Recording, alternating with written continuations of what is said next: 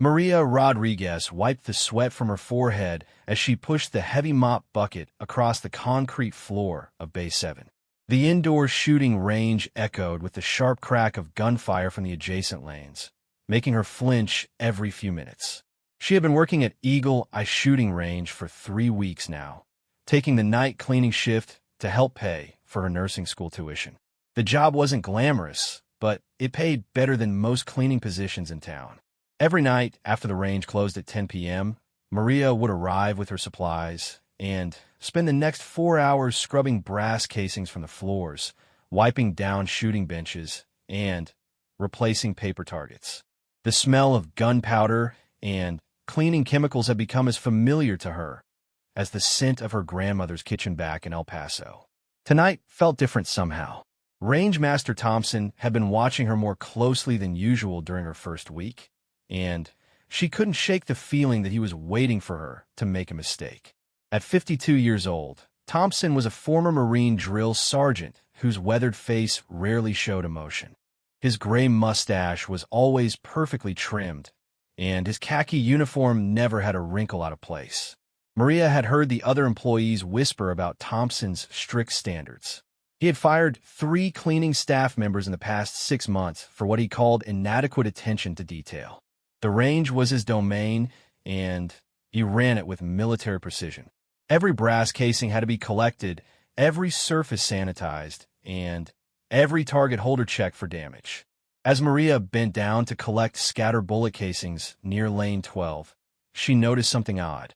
Behind the concrete barrier that separated the shooting lanes from the target area, there was a small maintenance door she had never seen opened.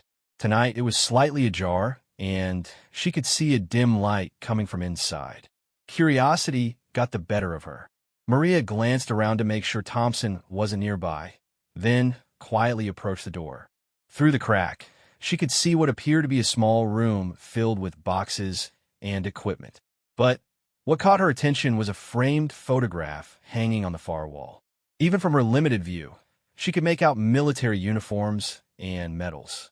The sudden sound of footsteps on the concrete floor made Maria jump back from the door. She quickly grabbed her mop and pretended to clean the nearby wall as Thompson rounded the corner, his flashlight beam sweeping across the floor. "Find everything in order back here, Rodriguez." His voice carried the authoritative tone that made most employees straighten their posture automatically. "Yes, sir, just finishing up this section," Maria replied, keeping her eyes focused on her work. She had learned early in life that avoiding eye contact with authority figures often kept her out of trouble. Thompson's flashlight beam lingered on the maintenance door, and Maria noticed his jaw tighten slightly. He walked over and firmly closed the door, testing the handle twice to ensure it was secure. "This area is off-limits to cleaning staff," he said without looking at her. "Focus on the shooting bays and customer areas only." "Understood, sir." As Thompson walked away, Maria continued her work, but her mind kept wandering back to what she had seen.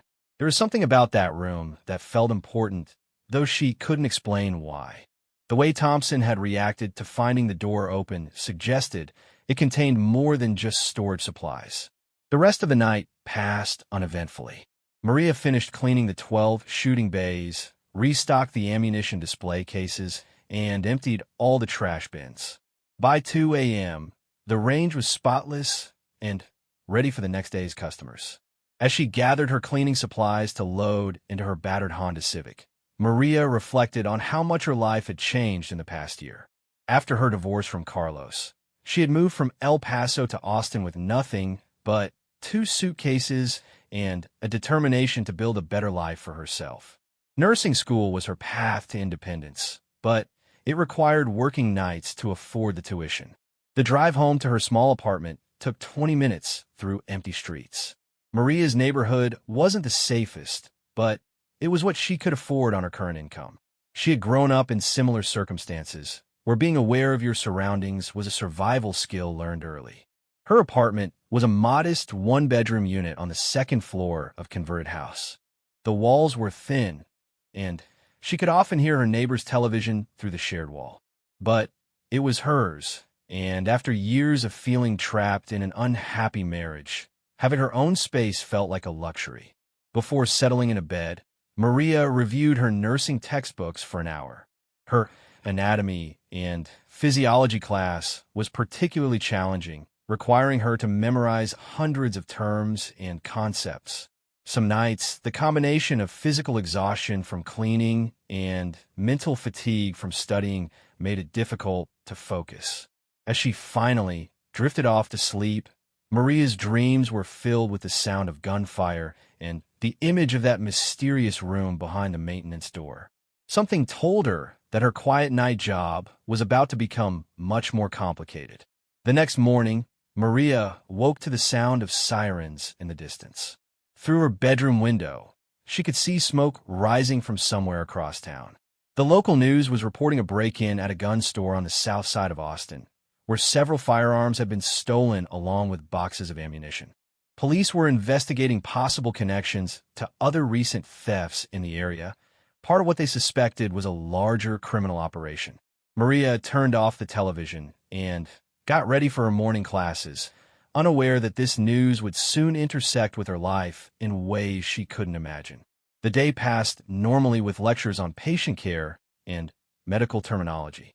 Maria's professor, Dr. Sarah Chun, had become something of a mentor, often staying after class to help students who were struggling with the workload.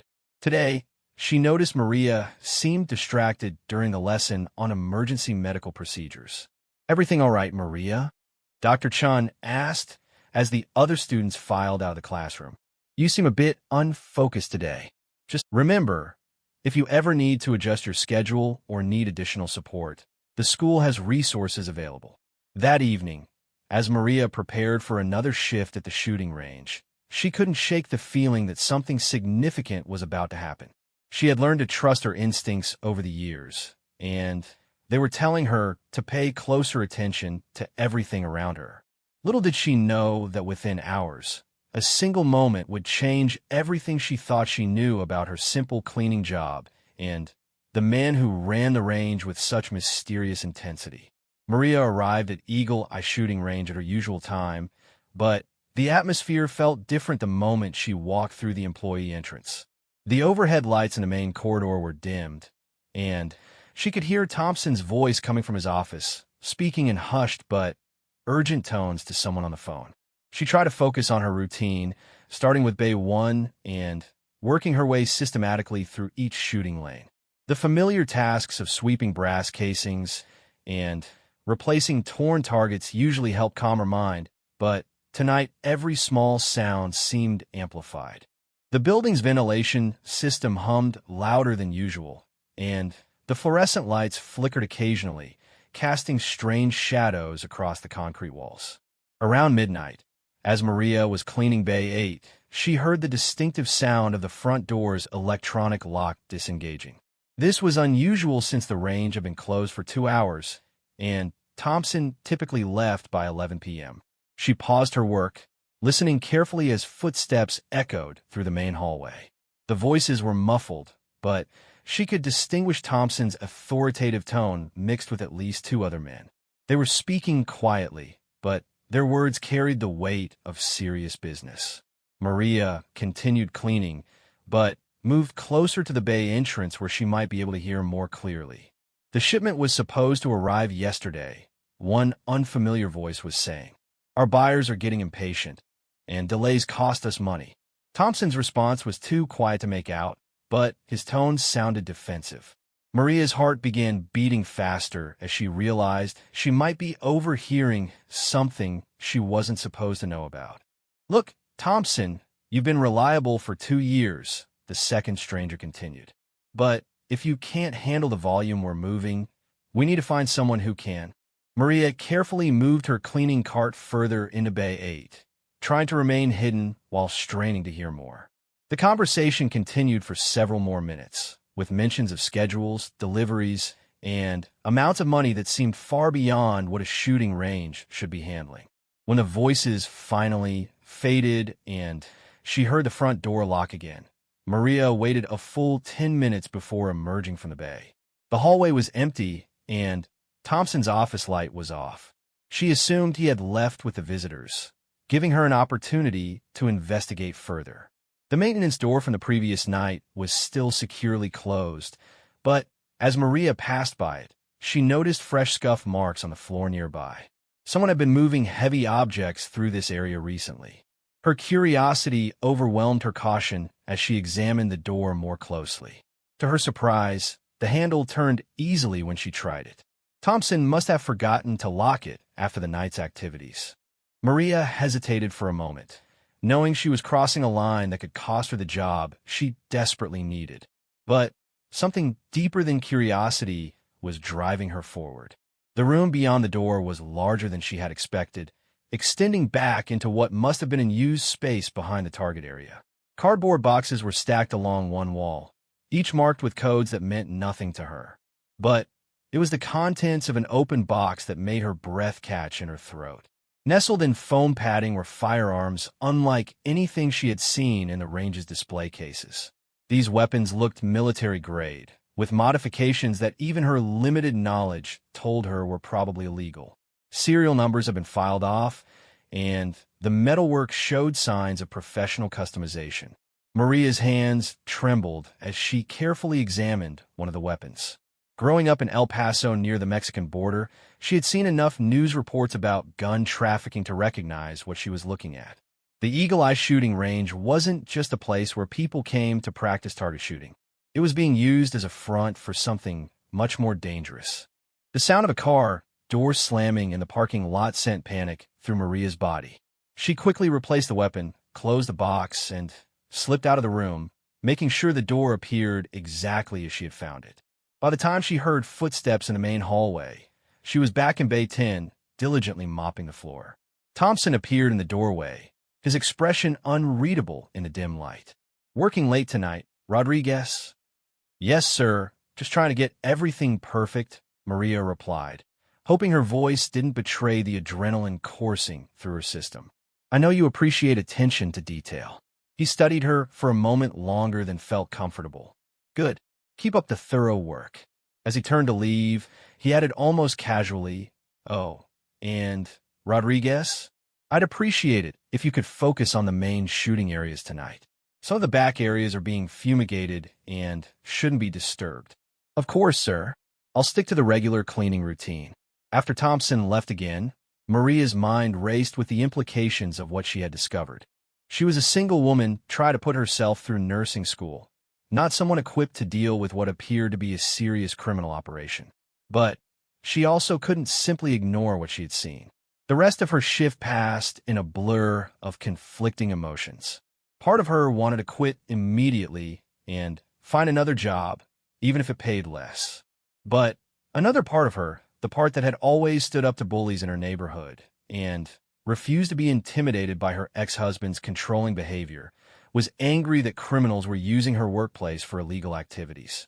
As dawn approached and Maria prepared to leave, she made a decision that would change everything. Instead of driving straight home, she pulled into a 24-hour diner 3 blocks from the range. She ordered coffee and sat in a corner booth, trying to process what she should do next. The smart thing would be to forget what she had seen and focus on finishing her education. She was so close to her goal of becoming a nurse, and getting involved with whatever Thompson was running could destroy her future. But the image of those modified weapons kept flashing through her mind, along with thoughts of where they might end up and who might be harmed by them. Maria had grown up hearing stories from her grandmother about ordinary people who had made a difference by refusing to look the other way when they witnessed injustice. Her grandmother had hidden families during the violence along the border in the 1990s, risking her own safety to protect others. As she sat in that diner, watching the sun rise over Austin, Maria realized she couldn't live with herself if she simply walked away. Those weapons were going to be used to hurt people, and she might be the only person in a position to stop it. She pulled out her phone and stared at it for several minutes before finally dialing the number for the FBI's Austin field office. When the receptionist answered, Maria took a deep breath and said the words that would set everything in motion. "I need to report illegal weapons trafficking at a business where I work." The next few minutes passed quickly as she was transferred to Agent Jennifer Walsh, a specialist in firearms trafficking cases. Agent Walsh listened carefully as Maria described what she had seen, asking detailed questions about the location, the people involved, and the timeline of events. Ms. Rodriguez, what you're describing sounds very serious, Agent Walsh said. We're going to need to meet in person to discuss this further. But I want you to understand that if you proceed with this report, there will be risks involved. What kind of risks? If these people are involved in illegal weapons trafficking at the level you're describing, they won't hesitate to protect their operation. Once we begin an investigation, we'll do everything we can to ensure your safety, but there are no guarantees. Maria closed her eyes, thinking of all the reasons she should hang up the phone and pretend this conversation never happened. Then, she thought about her grandmother's courage and the weapons that could end up in the wrong hands. I understand the risks, she said quietly. When can we meet? 2 days later, Maria sat across from Agent Jennifer Walsh in a small conference room at the FBI's Austin field office. The agent was younger than Maria had expected, probably in her early 30s, with sharp green eyes and an intensity that made her feel both nervous and reassured. Before we proceed, Ms. Rodriguez, I need to be completely honest with you about what we're asking, Agent Walsh began, sliding a folder across the table.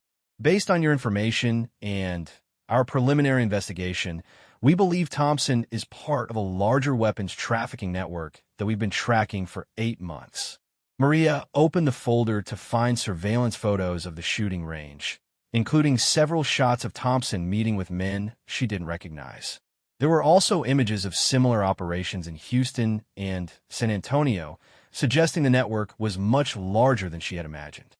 We need someone on the inside to help us document their activities and identify the key players, Agent Walsh continued. But I want you to understand that this would make you an undercover informant in an active federal investigation. These are dangerous people, and if they discover what you're doing, what exactly would I have to do? Maria interrupted, surprised by her own courage. Agent Walsh pulled out a small device about the size of a quarter. This is a recording device. It's designed to be hidden in clothing and can capture conversations from up to 15 feet away. We would also provide you with a specially modified phone that could take photographs without making any sound or showing any visible light. The weight of the decision pressed down on Maria's shoulders. 3 weeks ago, her biggest worry had been affording her textbooks. Now she was being asked to risk her life to help the FBI stop gun traffickers. There's something else you should know, Agent Walsh added, her expression growing more serious. We have evidence that weapons from this network were used in a shooting in Dallas last month. 3 people died, including a 16-year-old girl who was just walking to school. The image of that young girl, probably not much younger than Maria's own niece back in El Paso, crystallized her decision. What I need to do? The next 3 hours were spent in intensive training. Agent Walsh taught Maria how to position the recording device for optimal sound quality, how to use the modified phone's camera functions, and, most importantly, how to behave naturally while gathering intelligence. The key is to maintain your normal routine, Agent Walsh explained. Keep cleaning, keep your head down, but pay attention to conversations, schedules, and any unusual activities. If Thompson or anyone else starts to suspect you, abort immediately and call the emergency number I'm giving you. Maria practiced with the equipment until she felt comfortable, though her hand still shook slightly when she thought about actually using it at the range. Agent Walsh also provided her with a cover story in case anyone asked why she might be acting differently. If anyone questions you, say you're thinking about applying to work at other shooting ranges for additional income, Agent Walsh suggested. That would explain any extra interest you might show in their operations. As Maria prepared to leave, Agent Walsh handed her a business card with only a phone number written on it. This connects directly to my personal line 24 hours a day. If anything goes wrong, if you feel unsafe, or if you discover something urgent, call immediately. That evening, Maria's nursing school classes felt surreal after her morning with the FBI. She struggled to focus during a lecture on emergency trauma care, her mind constantly wandering to the recording device hidden in her jacket pocket and what she might discover that night at the range. Dr. Chen noticed her distraction again. "Maria, you've seemed off lately. Are you sure everything's all right?" "Just some family stress." Maria lied, hating how easily the deception came. "Nothing I can't handle." When she arrived at the Eagle Eye shooting range that night, everything appeared normal on the surface. Thompson was in his office doing paperwork, and the building was quiet except for the usual mechanical sounds. But Maria's heightened awareness made her notice details she had previously overlooked. There were new security cameras in several locations, and she observed Thompson checking his phone more frequently than usual. His demeanor seemed tense, and he made 2 phone calls during her first hour of work, both times stepping outside to talk privately. Around 11:30 p.m., as Maria was cleaning Base 6, she heard vehicles arriving in the parking lot. This time, instead of hiding, she positioned herself near the bay entrance where she could observe without being seen. She activated the recording device and tried to calm her breathing as Thompson emerged from his office to greet the visitors. 3 men entered through the front door, and Maria immediately recognized 2 of them from the previous encounter she had overheard. The third was someone new, a well-dressed man in his 50s who carried himself with obvious authority. "Thompson, we have a problem," the new man said without preamble. "Border Patrol seized one of our shipments in Laredo yesterday.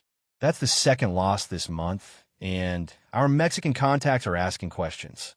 Thompson's voice was defensive. "That wasn't anything to do with our operation here. The routes from Mexico are getting harder to—" "I don't want excuses," the well-dressed man interrupted. "I want solutions. We have buyers in Chicago waiting for those modified AR-15s, and they're not patient people." Maria's blood ran cold as she heard them discussing specific weapons and destinations. The recording device was capturing everything, but she realized the full scope of what she was documenting was far beyond anything she had imagined. The conversation continued for nearly 20 minutes, with detailed discussions of shipping routes, payment methods, and delivery schedules. Maria learned that Thompson's range was just one of several facilities being used to store and modify weapons before they were distributed to criminal organizations across the country. "What about the cleaning girl?" one of the men asked, causing Maria's heart to nearly stop. "Is she a security risk?" "Rodriguez?" "No, she's perfect," Thompson replied. "Illegal immigrant, works nights, keeps her head down. Even if she saw something, she'd never report it. Too scared of getting deported." Maria felt a flash of anger at Thompson's assumption about her immigration status and his dismissive attitude. She was a U.S. citizen who had every right to be in this country, but his casual racism revealed how little he actually knew about her. "Still, we should be more careful about who has access to the building," the well-dressed man continued. "Maybe it's time to find a different location." "This place is perfect," Thompson argued. "Legitimate business, good storage space, and nobody suspects a shooting range. Moving would draw attention we don't need." After the men left, Maria waited until Thompson had locked up and driven away before emerging from her hiding spot. Her hands were shaking as she realized she had just recorded evidence of a major federal crime. The information she had gathered would probably lead to multiple arrests and potentially save lives. But as she finished her cleaning duties, a new worry began to gnaw at her. The men had talked about increased security measures and being more careful about building access. If they decided to install additional cameras or change the locks, her ability to continue gathering intelligence would be severely limited. More concerning was the mention of finding a different location. If they moved their operation before the FBI could act on her information, all the risk she was taking would be for nothing. As Maria drove home in the pre-dawn darkness, she made a decision that would push the investigation into its final phase. Instead of waiting for her next scheduled contact with Agent Walsh, she would call the emergency number as soon as she got home. The weapons trafficking network was planning something big, and she had 48 hours to help the FBI stop them before they potentially disappeared forever. When she arrived at her apartment, Maria didn't even remove her jacket before dialing Agent Walsh's number. The agent answered on the second ring, her voice alert despite the early hour. Agent Walsh, this is Maria. I have urgent information that can't wait until our next meeting. Are you safe? Are you at home? Yes, I'm safe. But they're talking about moving the operation, and I think it's going to happen soon. I'm on my way. Don't leave your apartment, don't talk to anyone, and keep your phone with you. We're going to need to move fast on this. As Maria waited for the agent to arrive, she replayed the night's conversation in her mind, ensuring she remembered every detail. In a few hours, her quiet life as a nursing student would be over, replaced by whatever came next in this dangerous game she had chosen to play. She had no way of knowing that Thompson was at that very moment reviewing security footage from the range, studying each frame carefully for any sign that someone had been listening to conversations they weren't supposed to hear. Agent Walsh arrived at Maria's apartment within 30 minutes, accompanied by 2 other agents and a technical specialist carrying a briefcase full of electronic equipment. Maria's small living room suddenly felt crowded as they set up temporary surveillance, monitoring, and communication devices. The recording you made last night is exactly what we needed to move forward, Agent Walsh explained as she reviewed the audio files on her laptop. We've identified the well-dressed man as Vincent Carrera, a major player in cross-border weapons trafficking. He's been on our watch list for 3 years. Maria learned that the FBI had been building a case against this network for months, but had lacked the inside access necessary to gather sufficient evidence for arrests. Her recordings provided the missing pieces that could bring down not just Thompson's operation, but potentially the entire regional network. We're going to accelerate our timeline, Agent Walsh continued. Based on what you heard about them moving the operation, we estimate we have maybe 72 hours before they relocate. That means we need to document everything we can tonight and tomorrow night, then execute arrests on Friday. The technical specialist, Agent Martinez, showed Maria an upgraded recording system that was nearly invisible when properly concealed. This will capture better audio quality and have a longer battery life. We're also going to place you in direct communication with our surveillance team. Maria was fitted with a tiny earpiece that would allow the FBI agents positioned around the shooting range to communicate with her in real time. They could warn her of approaching danger or ask her to move to specific locations to gather particular types of evidence. This is much more dangerous than our original plan, Agent Walsh admitted. But the intelligence you've gathered suggests they're planning to move a large shipment of weapons within the next few days. If we don't act now, these guns could disappear into criminal networks across multiple states. That afternoon, instead of attending her usual nursing classes, Maria met with federal prosecutors to provide detailed statements about everything she had witnessed. The district attorney explained that her testimony would be crucial in building cases against multiple defendants. Ms. Rodriguez, I want you to understand that once we make these arrests, your role in this investigation will become public knowledge, the prosecutor warned. These people have connections and resources. Even after they're in custody, you may need to consider witness protection or relocation. The weight of that statement hit Maria hard. She was risking not just her safety, but potentially her entire future in Austin.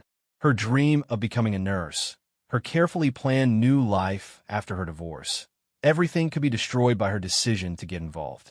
But when she thought about the 16-year-old girl who had been killed in Dallas with weapons that might have passed through Thompson's hands, Maria knew she couldn't walk away. That evening, as she prepared for what would likely be her final shift at the Eagle Eye shooting range, Maria called her grandmother in El Paso. Without revealing any details, she wanted to hear the voice of the woman who had taught her about courage and standing up for what was right. Mija, you sound troubled, her grandmother observed. What's weighing on your heart? Abuela, do you ever regret the chances you took to help people, even when it was dangerous? There was a long pause before her grandmother answered. Every brave thing I ever did scared me, Maria. But the only regrets I have are for the times I stayed silent when I should have spoken up. Why do you ask? I might have to make some difficult choices soon. I just wanted to remember where I come from and what you taught me about doing the right thing. Whatever you're facing, remember that courage isn't the absence of fear. It's doing what needs to be done despite the fear. You have more strength than you know. As Maria arrived at the shooting range that night, she felt calmer than she had in days. The FBI surveillance team was in position. Agent Walsh was monitoring from a van across the street, and everything was ready for what they hoped would be the final evidence-gathering mission. The evening started quietly, with Maria following her normal cleaning routine while staying alert for any unusual activity. Around 10:30 p.m., Thompson received a phone call that clearly agitated him. She could hear his raised voice from his office, though the specific words were unclear. 20 minutes later, 3 vehicles arrived in rapid succession. Maria positioned herself in Bay 4, which provided the best vantage point for observing the main hallway, and activated all her recording equipment. Vincent Carrera entered first, followed by Thompson and, for other men Maria hadn't seen before. Their body language suggested tension and urgency. Instead of heading to Thompson's office as usual, they proceeded directly to the maintenance area where the weapons were stored. "We're moving everything tonight," Carrera announced. "My contacts in Houston are saying federal agents have been asking questions about shooting ranges in the area. This operation is compromised." Maria's blood ran cold. If they moved the weapons tonight, before the planned FBI raid on Friday, months of investigation would be wasted. Through her earpiece, she could hear Agent Walsh's voice. "Stay calm, Maria. Continue gathering intelligence." The men spent the next hour systematically removing boxes from the hidden storage room. Maria was able to photograph license plates and document faces using the modified phone, all while maintaining the pretense of cleaning the shooting bays. As the weapons were being loaded into vehicles, she overheard crucial information about the delivery locations. The modified weapons were heading to 3 different cities: Chicago, Detroit, and New Orleans. Criminal organizations in each location had already paid substantial amounts for the illegal firearms. "What about the range itself?" one of the men asked Thompson. "Do we just walk away from this investment?" "The lease isn't a fake name, and all the modifications we made can be removed quickly," Thompson replied. "By Monday, this will look like any other shooting range that went out of business." Maria realized they were planning to disappear completely, leaving no trace of their illegal operation. If the FBI didn't act tonight, these weapons would be on the streets within 24 hours. Through her earpiece, she heard Agent Walsh making urgent phone calls to coordinate an immediate response. All units were moving to Plan B. Initiate arrests as soon as the subjects attempt to leave the premises. As the last of the weapons boxes were loaded into the vehicles, Maria heard Carrera telling Thompson, "Make sure there are no loose ends. No witnesses, no evidence. Nothing that can connect us to this place." The menacing tone of his words made Maria realize that her own safety was now in immediate danger. If they suspected anyone had witnessed their activities, they wouldn't hesitate to eliminate potential threats. She was carefully moving toward the exit when Thompson suddenly appeared in the doorway of Bay 4, his expression cold and calculating. "Rodriguez, I need you to come with me for a moment." Maria's training kicked in as she recognized the dangerous shift in his demeanor. "Of course, sir. I was just finishing this area." As she followed Thompson toward the back of the building, she could see through the windows that the 3 vehicles were still parked outside, their engines running. The FBI surveillance team would be preparing to move in, but she wasn't sure they knew how immediate the threat had become. "You know, Rodriguez, I've been thinking about our conversation regarding your work here," Thompson said as they walked. "I'm starting to wonder if you've been more observant than you let on." They had reached the maintenance area, and Maria could see that the hidden room was now empty except for some scattered packing materials. Carrera and 2 of his men were still inside, apparently conducting a final inspection. "I'm not sure what you mean, sir," Maria replied, trying to keep her voice steady. "I just clean and try to stay out of everyone's way." Thompson studied her face carefully, and Maria realized that whatever happened in the next few minutes would determine whether she lived through the night. The courage her grandmother had spoken about was about to be tested in the most dangerous way possible. Through her earpiece, she heard Agent Walsh's urgent whisper, "Maria, if you can hear this, we're 60 seconds out. Stay calm and be ready to get down when we breach the doors." But As Thompson reached for something behind his jacket, Maria realized that 60 seconds might be 59 seconds too long. Maria's survival instincts, honed by years of living in dangerous neighborhoods and dealing with threatening situations, suddenly kicked into overdrive. As Thompson's hand moved toward his jacket, she noticed a fire extinguisher mounted on the wall behind him. Without hesitation, she grabbed her mop bucket and swung it hard toward Thompson's legs. The metal bucket connected solidly, causing Thompson to stumble backward into Carrera and the other men in the storage room. In the confusion, Maria lunged for the fire extinguisher and pulled the pin, filling the small space with a cloud of white chemical powder. Federal agents. Everyone on the ground. The shouts came from multiple directions as FBI agents burst through both the front and back entrances of the shooting range. The sound of breaking glass and splintering wood echoed through the building as the tactical team executed their emergency breach. Through the chaos and chemical fog, Maria could hear Thompson and the others shouting and scrambling for position. She dropped to the floor as she had been trained and crawled toward what she hoped was the exit from the storage area. Agent Walsh's voice cut through the confusion. "Maria Rodriguez, call out your position." "Storage room, by the fire extinguisher," Maria shouted back, her eyes streaming from the chemical cloud.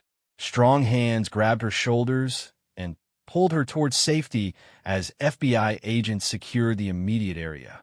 Within minutes, all 6 men involved in the weapons trafficking operation were in custody, and Maria found herself sitting in an ambulance while a paramedic checked her for injuries. "You did everything exactly right," Agent Walsh said as she sat beside Maria in the ambulance. The recording equipment captured confession-level admissions from all the major players, and we've recovered over 60 illegal firearms that were about to hit the streets. As the adrenaline began to fade, Maria started to comprehend the full scope of what had just happened. The investigation she had helped complete would dismantle a weapons trafficking network that spanned multiple states and had connections to cartels on both sides of the border. "What happens now?" Maria asked, suddenly feeling exhausted. "Now we process the arrests, catalog the evidence, and prepare for trial," Agent Walsh replied. "And you, Ms. Rodriguez, are going to be our star witness." Over the next 6 hours, as dawn broke over Austin, Maria provided detailed statements to federal investigators. She learned that her recordings had captured evidence linking the network to weapons used in crimes across the southwestern United States, including the Dallas shooting that had claimed the life of the 16-year-old girl. The weapons recovered from the Eagle Eye shooting range included military-grade assault rifles, high-capacity magazines, and ammunition designed to penetrate body armor. Federal agents estimated that the seized firearms would have been used in criminal activities that could have resulted in dozens of deaths. As news of the arrests broke, Maria found herself at the center of a media storm she hadn't anticipated. Local television stations reported that an undercover civilian cooperator had helped the FBI break up a major weapons trafficking ring, though her identity was initially protected. Dr. Chun was among the first people to reach out when Maria finally returned home that evening. "I saw the news about the shooting range where you worked. Are you all right?" For the first time since the investigation began, Maria felt safe enough to share some of what had happened. "I'm okay, but it's been a difficult few days. I probably won't be able to make it to class for the rest of the week." "Maria, take all the time you need. If there's anything the school can do to support you through whatever you're dealing with, please let us know." The federal prosecutors assigned to the case met with Maria repeatedly over the next 2 weeks, preparing her testimony for the grand jury proceedings. Vincent Carrera and Thompson both faced federal charges carrying potential sentences of 25 years to life in prison. "Your courage in coming forward and your willingness to work with us has potentially saved countless lives," the lead prosecutor told Maria. "Weapons trafficking cases are notoriously difficult to prosecute because witnesses are usually too scared to cooperate. Your testimony will be the cornerstone of our case." But the victory came with a price. As details of the investigation became public, Maria received several threatening phone calls from people claiming to be associates of the arrested men. The FBI arranged for temporary protection and helped her move to a new apartment in a different part of the city. 3 months later, Maria stood before a federal judge to provide testimony in the trial of Vincent Carrera and his associates. Despite her nervousness about speaking in open court, she delivered clear, detailed accounts of everything she had witnessed at the Eagle Eye shooting range. The defense attorneys attempted to discredit her testimony by claiming she had been motivated by reward money or immigration concerns, but Maria's consistent statements and the corroborating evidence from her recordings made their arguments ineffective. When the verdicts were announced, Vincent Carrera was convicted on all counts and sentenced to life in prison without parole. Thompson received 28 years for his role in the conspiracy. The other 4 defendants received sentences ranging from 15 to 25 years. After the trial concluded, Agent Walsh invited Maria for coffee to discuss her future. "Have you thought about what you want to do next?" she asked. "I'm going back to nursing school," Maria replied without hesitation. "This experience has shown me how much I want to help people, but I think I can do more good healing them than chasing criminals." Agent Walsh smiled. The FBI is always looking for people with your combination of courage and integrity. If you ever decide you want a different kind of nursing career, federal law enforcement could use someone with your skills." Maria considered the offer, but ultimately decided to complete her nursing education. She returned to her classes with a new perspective on life and a deeper understanding of her own capabilities. Dr. Chun and her fellow students welcomed her back with respect and admiration for what she had accomplished. The media attention eventually faded, but Maria's story continued to inspire others. She received letters from people around the country who had found themselves in positions where they could report criminal activity but were afraid to get involved. Her example encouraged several other witnesses to come forward in unrelated cases. 1 year later, Maria graduated from nursing school with honors and was offered a position at Austin's Trauma Center. On her first day of work, she was assigned to care for a teenage victim of gun violence, and she found herself thinking about the 16-year-old girl whose death had motivated her to take action against the weapons trafficking network. As she helped save the young patient's life, Maria realized that her decision to clean those shooting range bays had led her exactly where she was meant to be. Her grandmother's lessons about courage and standing up for others had guided her through the most dangerous period of her life and into a career dedicated to healing. The shooting range building was eventually demolished and replaced with a community health clinic that provided free medical services to low-income families.